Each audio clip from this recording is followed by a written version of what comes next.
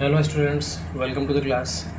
तो आज की क्लास में हम इस फोर्थ एक्सरसाइज की सेकेंड प्रॉब्लम को करने वाले हैं। चलिए पढ़ लेते हैं प्रॉब्लम को।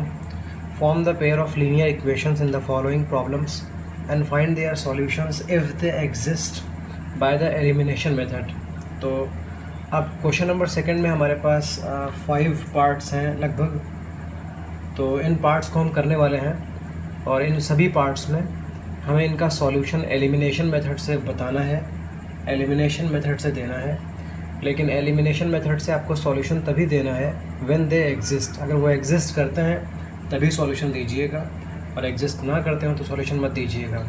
किसी भी दो इक्वेशंस को देखकर हम पहचानते हैं कि उनके सॉल्यूशंस एग्जिस्ट करते हैं या नहीं करते हैं। ये पुराने वीडियोज़ में मैं आपको बता चुका हूँ, इस वीडियो में भी मैं आपको बताता चलूँगा। तो फर्स्ट प्रॉब्लम देख लीजिए। If we add 1 to the numerator and subtract 1 from the denominator, a fraction reduces to 1.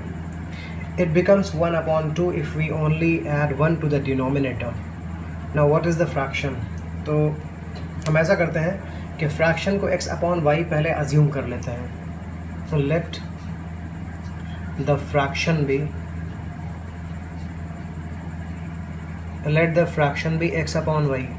जब मैंने फ्रैक्शन को x अपॉन वाई एज्यूम किया है तो यहाँ x न्यूमरेटर है और y डिनोमिनेटर है। ये आपने अपनी छोटी क्लासेस में सीखा था कि जब कोई नंबर x अपॉन वाई की फॉर्म में लिखा होता है तो जो नंबर ऊपर होता है वो न्यूमरेटर होता है और जो नीचे होता है वो डिनोमिनेटर होता है। ठीक है जी, हमने फ्रैक्शन को ये मान लिया है। अब इक्वेशन बनाने के लिए हम प्रॉब्लम को दोबारा पढ़ते हैं और इक्वेशन बन जाएंगी। If we add 1 to the numerator, देखिए आपके पास जो फ्रैक्शन है वो है x अपॉन वाई। इस फ्रैक्शन में x है न्यूमरेटर, y है डिनोमिनेटर। इन्होंने बोला है add 1 to the numerator, numerator में 1 ऐड कर दो, मतलब x में 1 ऐड कर दो। And subtract 1 from the denominator, और डिनोमिनेटर में 1 सब्ट्रैक्ट कर लो तो द फ्रैक्शन रिड्यूसेस टू 1। तो ये फ्रैक्शन अब क्या बन जाती है? 1 बन जाती है। समझ पाए? देखिए फ्रैक्शन को आपने x अपॉन वाई माना था, यहाँ x न्यूमरेटर था, y डिनोमिनेटर था। आपको बोला गया था कि न्यूमरेटर में 1 ऐड कर दीजिए और डिनोमिनेटर में 1 सब्ट्रैक्ट कर लीजिए। ऐसा करने से फ्रैक्शन बन जाएगी 1। बस आपको जो बोला गया था आप कर लो, इक्वेशन बन जाती है। अगर आप इसे सिंप्लीफाई करोगे तो क्रॉस मल्टीप्लाई करोगे सिंप्लीफाई करने के लिए, तो आपको मिलेगा x plus 1 is equals to Y minus 1। इसे फर्दर सॉल्व करेंगे तो आपको मिल जाएगा x minus Y is equals to minus 2। ठीक है, ज़रा मैं ये क्वेश्चन यहाँ से हटा देता हूँ और इक्वेशन को ऊपर लिख लेता हूँ। ये हमारी इक्वेशन को मैं ऊपर लिख लेता हूँ, x minus Y is equals to minus 2। देखो मैंने माइनस वाई को बुला लिया लेफ़्ट साइड में, तो ये y को बुला लिया मैंने लेफ़्ट साइड में, तो ये माइनस वाई हो गया। मैंने प्लस 1 को भेजा राइट साइड में, तो प्लस 1 उधर जाकर माइनस 1 बन गया। Minus 1 minus 2 minus 1 minus 1 minus 2 हो गया। तो ये बन गई है फर्स्ट इक्वेशन। अब सेकेंड इक्वेशन फॉर्म करने के लिए हम अपने क्वेश्चन का सेकेंड पार्ट पढ़ेंगे। आप क्वेश्चन देख लीजिए। क्वेश्चन में लिखा हुआ है कि इट बिकम्स 1 अपॉन 2। ये फ्रैक्शन की बात हो रही है। Fraction becomes 1 upon 2 if we only add 1 to the denominator. अगर आप डिनोमिनेटर में 1 ऐड कर दो, देखिए ये फ्रैक्शन है x अपॉन वाई। इस बार आप न्यूमिनेटर में कुछ भी मत करो, आप डिनोमिनेटर में 1 ऐड कर दो, तो ये रहा डिनोमिनेटर, इसमें 1 ऐड कर दिया।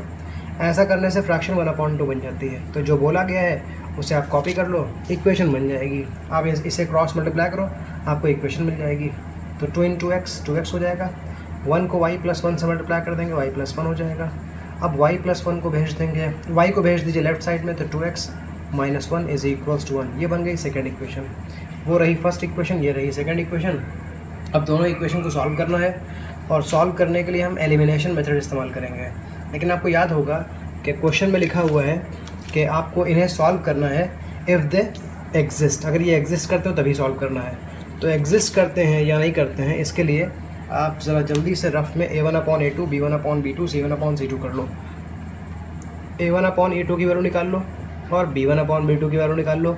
अगर ये दोनों इक्वल आ जाएंगे तो इसका मतलब है कि ये इनकंसिस्टेंट इक्वेशंस है, मतलब इनका कोई सॉल्यूशन नहीं है। और अगर ये दोनों आपस में इक्वल ना हो तब कंसिस्टेंट है, मतलब इनका सॉल्यूशन है। या फिर c1 अपॉन c2 भी निकाल लीजिए। अगर ये तीनों आपस में इक्वल है तब भी कंसिस्टेंट है। ये कंसिस्टेंट वाली चीज़ और इनकंसिस्टेंट वाली चीज़ आप पिछले वीडियोस में देख चुके हैं।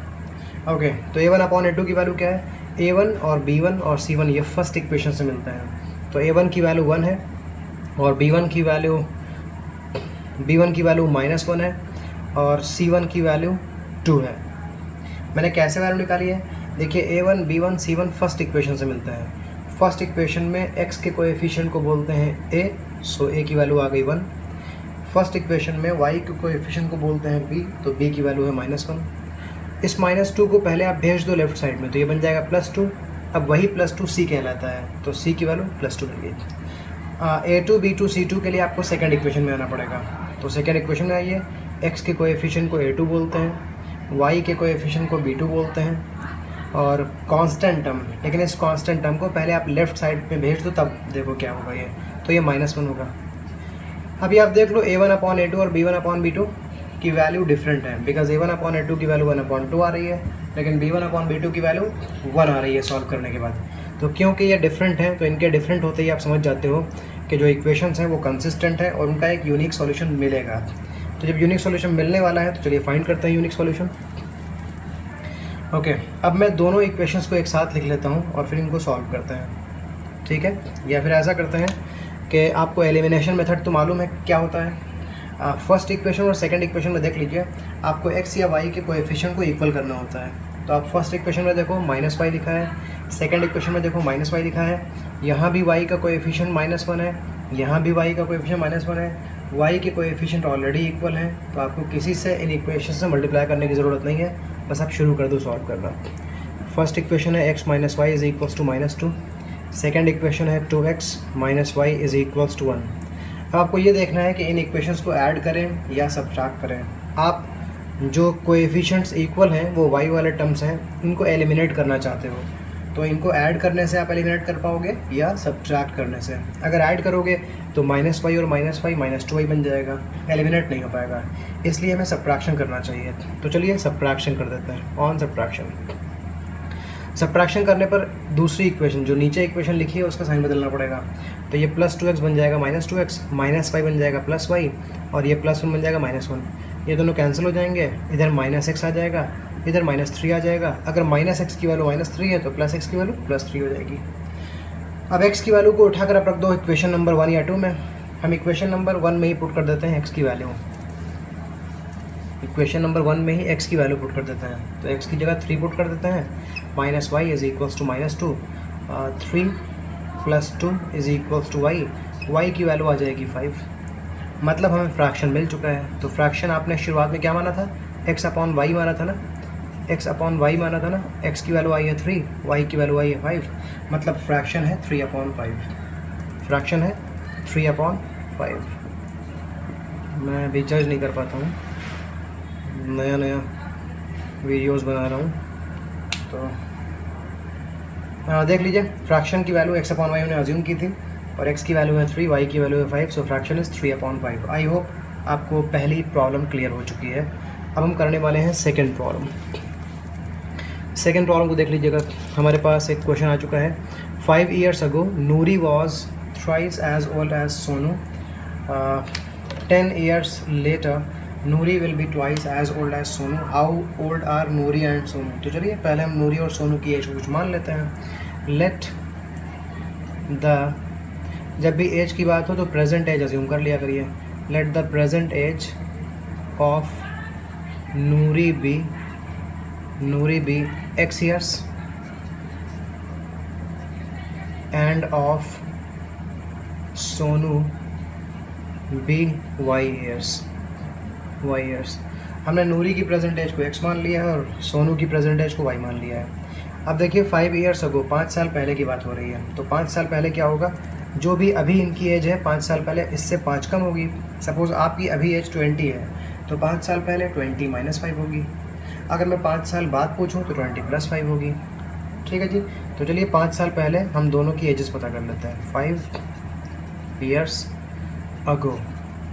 अभी इस क्वेश्चन के अंदर मत जाइए, सिर्फ अभी आप अपनी एजेस निकाल लीजिए। नूरी की एज निकाल लीजिए और सोनू की एज निकाल लीजिए। नूरीज़ एज, अगर नूरी की अभी एज x है तो 5 साल पहले x - 5 years होगी। दूसरा कौन है? सोनू। सोनू की अगर अभी की एज y है तो 5 साल पहले y - 5 होगी। अब इन एजेस में कुछ रिलेशन है, उन रिलेशंस की हेल्प से हमें इक्वेशन मिल जाएगी। तो लिखा हुआ है Noori was thrice as old as Sonu. Noori की जो एज है वो सोनू की एज का थ्राइस है। देखिए ये रही नूरी की एज x-5, 5 साल पहले वाली, और ये रही सोनू की एज y-5, 5 साल पहले वाली। तो लिखा हुआ है 5 साल पहले नूरी की एज, ये नूरी है, ये नूरी की एज है, और ये सोनू की एज है। ये एज इस एज का थ्राइस थी, तो आप क्या करोगे, इस तरफ 3 से मल्टीप्लाई कर दोगे। ठीक है जी, अगर ये थ्राइस है तो उस तरफ 3 से मल्टीप्लाई करेंगे। ठीक है, आई होप आपको ये समझ में आ गया होगा, क्योंकि पिछले वीडियोस में मैं इस तरह की बातों को काफ़ी क्लियर कर चुका हूँ। तो ज़रा इस क्वेश्चन को हटाते हैं और इस इक्वेशन को मैं ऊपर लिख लेता हूँ सिंप्लीफाई करके। x-5 is equals to 3 into Y, 3y minus 15। ठीक है जी,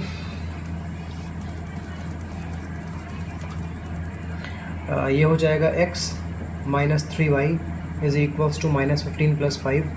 ये हो जाएगा x minus 3y is equals to minus 10। तो फर्स्ट इक्वेशन बन चुकी है। अब हम बनाएंगे सेकंड इक्वेशन। क्वेश्चन को एक बार फिर देख लीजिए। 10 ईयर्स लेटर, अब 10 साल बाद की बात हो रही है, तो चलिए 10 साल बाद पहले हम पता कर लेते हैं नूरी की एज क्या होगी और सोनू की एज क्या होगी।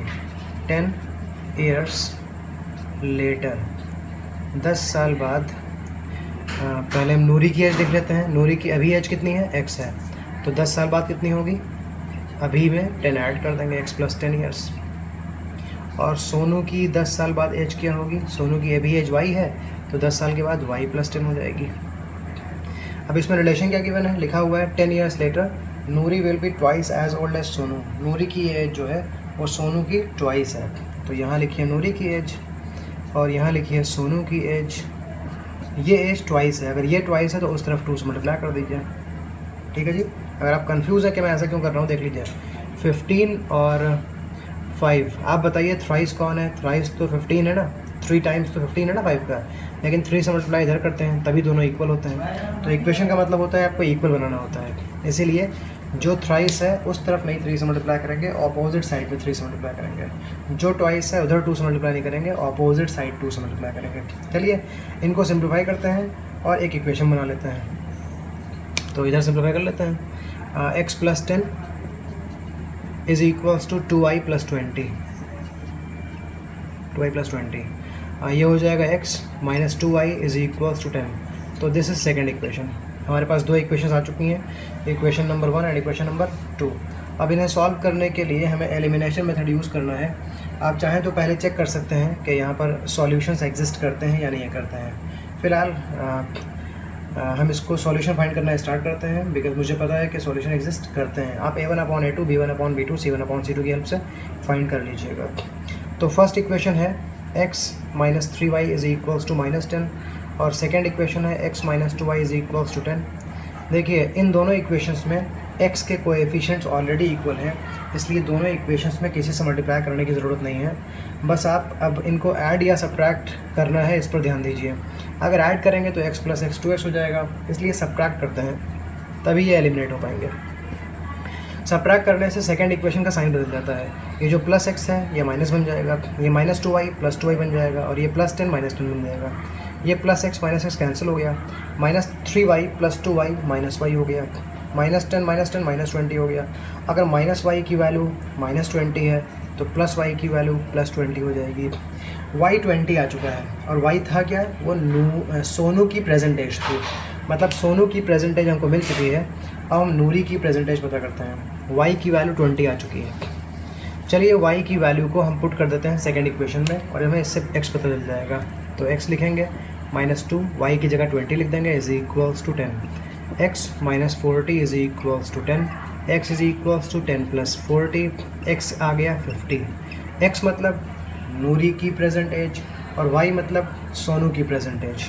ओके जी, तो हमको प्रेजेंट एजेस मिल चुकी हैं। Present ages of Noori and Sonu are, Noori की प्रेजेंट एज 50 ईयर्स है एंड सोनू की प्रेजेंट एज 20 ईयर्स है रेस्पेक्टिवली।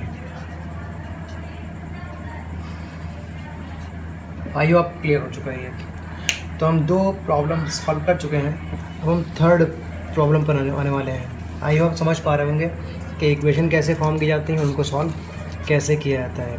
तो थर्ड प्रॉब्लम देखिए, the sum of the digits of a 2 digit number is 9, also 9 times this number is twice the number obtained by reversing the order of the digits, find the number. तो जब भी 2 digit number की बात होती है तो आप 2 digit number को अज्यूम कर लिया करिए 10x प्लस वाई या 10y plus x. Let the 2 digit number भी 10x plus Y. 10x plus Y हम क्यों अज्यूम करते हैं? अगर आप इस बात से कंफ्यूज हैं तो आप ज़रा देखिए, आप यहाँ x और y की वैल्यू कोई लीजिए। मान लेते हैं x की वैल्यू 1 है तो 10 इंटू 1, मान लेते हैं y की वैल्यू 3 है तो 3, तो देखिए 10 प्लस 3 13, तो आपको 2 ही डिजिट नंबर मिलेगा। तो 10x plus Y general form रहता है किसी भी 2 डिजिट नंबर को अज्यूम करने का। तो हमने अज्यूम कर लिया है 2 डिजिट नंबर ये है, इसमें x है 10th डिजिट और y है 1st डिजिट। अगर इस बात से कंफ्यूज हो तो आप देखिए, सपोज़ कोई नंबर लिखा हो 47, जो आप इसको एक्सपैंड करते हो तो ये 40 प्लस 7 मिल जाता है। 40 का मतलब होता है 4 इंटू 10 प्लस 7, तो इसी फॉर्म में हमने इसको अज्यूम कर रखा है। ये हमारा 10 है और हमने 4 को x मान लिया है तो 10x बन गया है, 7 को y मान लिया है। ठीक है जी, ये x और y की वैल्यू बदलती रहती है, अलग अलग नंबर आते रहते हैं। तो जो आपने 10x plus Y number assume किया है, इसमें x और y डिजिट्स हैं। x है 10th डिजिट और y है यूनिट्स डिजिट। आते हैं क्वेश्चन में, the sum of the digits of a 2 digit number is 9। Question में बोला गया है कि जो इस नंबर के डिजिट्स हैं उन डिजिट्स का सम 9 है। हम नंबर की बात नहीं कर रहे हैं, डिजिट्स की बात कर रहे हैं। फॉर एग्जांपल जब आप 47 लिखते हैं ना, तो 47 एक नंबर है, लेकिन 47 के अंदर 4 और 7 ये डिजिट्स हैं। तो इसी तरह 10x प्लस वाई एक नंबर है, लेकिन 10x प्लस वाई के अंदर x और y डिजिट्स हैं। तो बोला गया है कि डिजिट्स का सम 9 है, मतलब x और y का सम 9 है। देखिए पहली इक्वेशन बन गई। अब दूसरी इक्वेशन बनाते हैं, ऑल्सो 9 टाइम्स दिस नंबर। अगर इस नंबर को 9 से मल्टीप्लाई कर दीजिए, इस नंबर का 9 टाइम्स क्या होगा, आप इस नंबर को 9 से मल्टीप्लाई कर दीजिए। ये है 9 times of the number. Okay, 9 times this number is twice the number obtained by reversing the order of the digits. Okay, जब इस डिजिट के ऑर्डर को बदलोगे ना, तब ये 10x प्लस वाई से 10y प्लस एक्स बन जाएगा। सपोज़ कोई नंबर 46 हो तो इसके डिजिट्स पलटने पर क्या बन जाएगा, 64 बन जाएगा। मतलब जो नंबर 40 प्लस 6 था, डिजिट्स पलटने के बाद वो 60 प्लस 4 बन जाता है। तो उसी तरह जो नंबर 10x प्लस वाई था वो 10y प्लस एक्स बन जाएगा। यूनिट डिजिट 10th डिजिट की जगह पर आ जाएगा और 10th डिजिट यूनिट डिजिट की जगह पर आ जाएगा। तो क्वेश्चन में बोला गया है 9 टाइम्स दिस नंबर, इस नंबर का 9 टाइम्स इक्वल है twice of this reverse number. तो इनको सिंप्लीफाई करने से आपको एक और इक्वेशन मिल जाएगी और दोनों इक्वेशन को सॉल्व करने से आप नंबर फॉर्म कर सकते हैं। चलिए सॉल्व करते हैं। 9 into 10 9y is equals to 20y plus 2x। आप 2x को इस तरफ भेज दो तो 90 माइनस 2 ये हो जाएगा 88x। आप 20y को इधर ले आओगे तो ये माइनस 20y और 9y माइनस 11y हो जाएगा। अब देख लीजिए, इस इक्वेशन को मैं सिंप्लीफाई करूँगा। मैं इस पूरी इक्वेशन को 11 से डिवाइड कर देता हूँ। 11 8 टाइम्स, 11 1 टाइम्स और 11 0 टाइम्स। तो इक्वेशन बन जाएगी 8x minus Y is equals to 0। 8x minus Y is equals to 0। मैं 8x minus Y is equals to 0 को यहाँ कॉपी कर लेता हूँ। ये है सेकंड इक्वेशन। इक्वेशंस हमें मिल चुकी हैं, अब हमें इनको सॉल्व करना है। तो आप देख रहे हो दोनों इक्वेशंस में y के कोएफिशिएंट सेम हैं, तो आपको इन इक्वेशंस में किसी से मल्टीप्लाई करने की ज़रूरत नहीं है। बस आप सॉल्व करना, इनको स्टार्ट कर दो और इनको आप ऐड कर लो।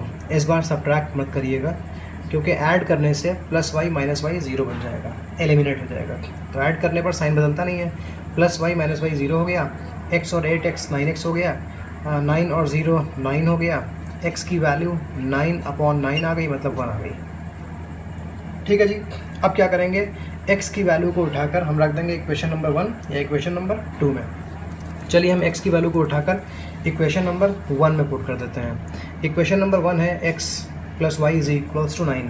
हम इसमें सब्स्टिट्यूट कर देते हैं x की value 1 plus y is equals to 9। तो y की वैल्यू हो जाएगी 9 माइनस 1 मतलब 8 हो जाएगी। तो देख लीजिए y की वैल्यू आ चुकी है 8 और x आ चुका है 1। y 8 है और x 1 है, y 8 है और x 1 है। तो चलिए नंबर बताते हैं। तो हमारा आंसर होगा, नंबर हमको मिल चुका है, नंबर था 10x + y, तो x की वैल्यू मिली है 1 और y की वैल्यू मिली है 8, तो नंबर बन गया है 10 + 8, मतलब हमारा नंबर 18 है। I hope it is clear. चलिए अब इसको भी हटाते हैं, हम आते हैं नेक्स्ट प्रॉब्लम पर, और हमारी नेक्स्ट प्रॉब्लम है ये। Meena went to a bank to withdraw ₹2000. She asked the cashier to give her ₹50 and ₹100 notes only. Meena got 25 notes in all. Find how many notes of ₹50 and ₹100 she received. तो देख लिया आपने, Meena bank गई है 2000 रुपये लेने के लिए। उसने कैशियर को बोला है कि आप उसे कोई और नोट्स मत दीजिएगा, सिर्फ 50 रुपये के नोट्स दीजिएगा और 100 रुपये के नोट्स दीजिएगा। मीना को कैशियर टोटल 25 नोट्स देता है, टोटल 25 नोट्स देता है। तो बताना ये है कि 50 रुपये वाले कितने नोट्स उसको मिले और 100 रुपये वाले नोट्स को कितने मिले। तो हम मान लेते हैं कि 50 रुपये वाले उसको नोट्स x मिले हैं और 100 रुपये वाले नोट्स उसको y मिले हैं। Let Meena got x notes of ₹50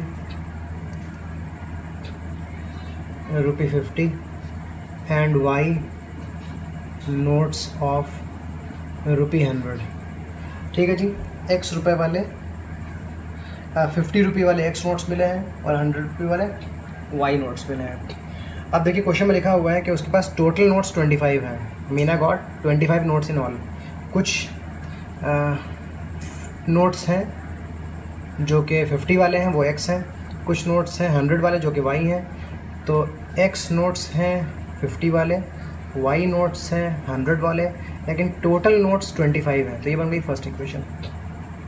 ठीक है जी, हो सकता है 10 नोट्स हों 50 रुपये वाले और 15 नोट्स हों 100 रुपये वाले, लेकिन 10 और 15 टोटल 25 होता है। तो ये पहली इक्वेशन बन चुकी है। अब बनाते हैं सेकंड इक्वेशन। फर्स्ट इक्वेशन है x + y = 25। ठीक है जी, अब ज़रा मैं इसको इरेज कर देता हूँ और दूसरी इक्वेशन बनाता हूँ। इस इक्वेशन को याद रखिएगा। दूसरी इक्वेशन के लिए क्या किया है, देखिए अब वैल्यू पर बात करते हैं। अगर एक नोट की वैल्यू 50 है, अगर एक नोट की वैल्यू 50 है, तो दो नोट्स की वैल्यू क्या होगी, 50 × 2 100 हो जाएगी। अगर एक नोट की वैल्यू 50 है तो 4 नोट्स की वैल्यू क्या होगी, 50 × 4 200 होगी। अगर एक नोट की वैल्यू 50 है तो x नोट्स की वैल्यू क्या होगी, बिकॉज 50 वाले x नोट्स हैं तो इनकी वैल्यू हो जाएगी 50 × x, मतलब 50x। समझ गए ना आप? मतलब अगर आप टोटल वैल्यू पता करना चाहते हैं 50 रुपये वाले नोट्स की, तो आप 50 रुपये को नंबर ऑफ़ नोट्स से मल्टीप्लाई कर दो, मतलब जो टोटल वैल्यू है वो है 50x। अब हम बात करते हैं 100 रुपये नोट्स के बारे में। तो अगर आपके पास 100 रुपये वाला एक नोट हो तो उसका मतलब होता है कि आपके पास इतना अमाउंट है। अगर आपके पास 100 रुपये वाले 5 नोट्स हो तो इसका मतलब होता है आपके पास इतना अमाउंट है। इसी तरह अगर आपके पास 100 रुपये वाले y नोट्स हो तो इसका मतलब होता है आपके पास इतना अमाउंट है, 100 रुपये अमाउंट है। तो 100 रुपये वाले जो टोटल नोट्स हैं उसका अमाउंट कितना है, वो होगा 100y। अगर इन दोनों अमाउंट्स को ऐड करेंगे तो टोटल अमाउंट हो जाना चाहिए 2000, क्योंकि मीना बैंक गई थी 2000 रुपये लेने के लिए। आई होप समझ गए आप। ये है सेकंड इक्वेशन। सेकंड इक्वेशन को हम ज़रा सिंप्लीफाई कर लेते हैं। आप देख सकते हो सेकंड इक्वेशन में हर टर्म 50 से डिविजिबल है, 51 टाइम्स, 52 टाइम्स एंड 40 टाइम्स। तो ये सेकंड इक्वेशन हो गई है। और फर्स्ट इक्वेशन क्या थी, x + y = 25। ये फर्स्ट इक्वेशन थी। चलिए इन दोनों इक्वेशंस को सॉल्व करते हैं। ऐड करने से तो ये एलिमिनेट नहीं होगा, सब्ट्रैक्ट करने से x एलिमिनेट हो जाएगा। तो लिखते हैं ऑन सब्ट्रैक्शन, साइन चेंज कर देंगे, ये दोनों कैंसिल हो जाएंगे, यहाँ y बचेगा, फिर यहाँ 15 बचेगा। y की वैल्यू 15 आ चुकी है। अब y की वैल्यू को उठाकर आप इक्वेशन नंबर 1 या इक्वेशन नंबर 2 कहीं पुट कर दोगे, आपको x मिल जाएगा। तो x + y की वैल्यू 25 है। चलिए मैं बता देता हूँ कैसे निकलेगा। y की वैल्यू 15 है। देखिए हम सब्सटीट्यूट कर देते हैं y = 15 इन इक्वेशन नंबर 1। इक्वेशन नंबर 1 है x + y = 25। तो y की वैल्यू 15 रख दीजिए, x की वैल्यू हो जाएगी 25 - 15 मतलब 10। इसका मतलब है x का मतलब था ₹50 वाले नोट्स, तो ₹50 वाले नोट्स उसके पास 10 है और ₹100 वाले नोट्स के पास 15 है। क्लियर? आंसर लिख सकते हैं आप, number of ₹50 notes, number of ₹100 notes. तो ₹100 नोट्स कितने हैं ये आपने y माना था, सो उसकी वैल्यू 15 आई थी। ₹50 नोट्स कितने हैं, इसको आपने x माना था तो वो 10 आया था। तो उसके पास ₹50 वाले 10 नोट्स आए हैं और ₹100 वाले 15 नोट्स आए हैं। आई होप आपको ये भी क्लियर हो चुका है। अब हम आते हैं इस एक्सरसाइज की लास्ट प्रॉब्लम पर। लास्ट प्रॉब्लम को ज़रा पढ़ लीजिए। Lending library has a fix charge for the first 3 days and an additional charge for each day thereafter. Sarita paid ₹27 for a book kept for 7 days, while Susie paid ₹21 for the book she kept for 5 days. Find the fixed charge and the charge for each other extra day. Okay, तो एक lending library है। lending library का मतलब ऐसी library जो books को land करती है, बुक्स को उधार देती है, उसके लिए कुछ चार्ज करती है वो। तो वहाँ कुछ फिक्स चार्ज है फर्स्ट 3 डेज़ के लिए और फिर एडिशनल चार्ज है हर दिन के लिए। फॉर एग्ज़ाम्पल मैं इस लाइब्रेरी से कोई बुक ले लेता हूँ 3 दिनों के लिए, 3 डेज़ के लिए, तो मुझे सिर्फ फिक्स चार्ज देना है क्योंकि फ़िक्स चार्ज 3 दिन काम करता है। अगर मैं फ़िक्स चार्ज ₹10 हो सकता है या ₹20 हो सकता है या ₹30 हो सकता है, वो भी आगे पढ़ लेंगे कितना है। अगर मैं 3 दिनों के लिए कोई बुक लूँगा इस लाइब्रेरी से तो एक फ़िक्स चार्ज है वो मुझे पे करना पड़ेगा, बस मैं 3 दिन बुक रख सकता हूँ अपने पास। अगर मैं कोई बुक 5 दिनों के लिए लेता हूँ तब क्या होगा, तो 3 दिन का फ़िक्स चार्ज देना पड़ेगा और 2 दिन मैंने एक्स्ट्रा रखा है इसका अलग चार्ज देना पड़ेगा।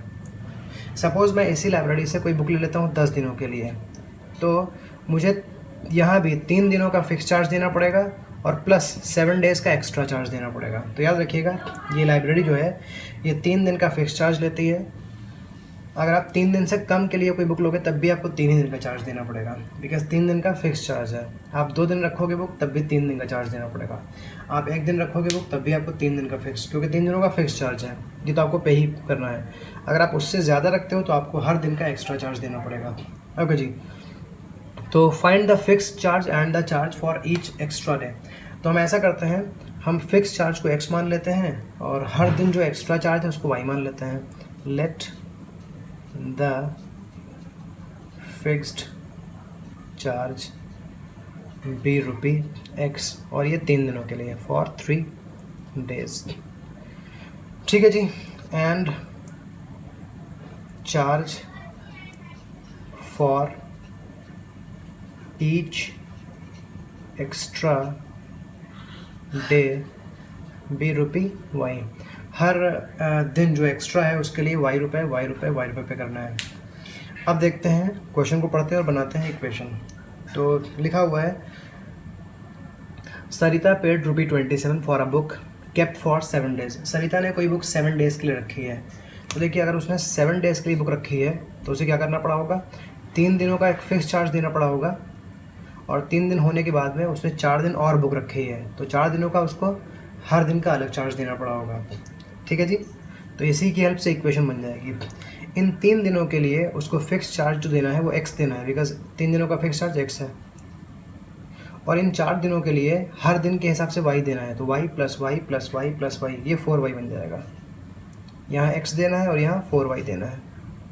और ये जो टोटल चार्ज है ये कितना है, ये 27 है। तो मतलब हम ये बोल रहे हैं कि x प्लस 4y की वैल्यू 27 है।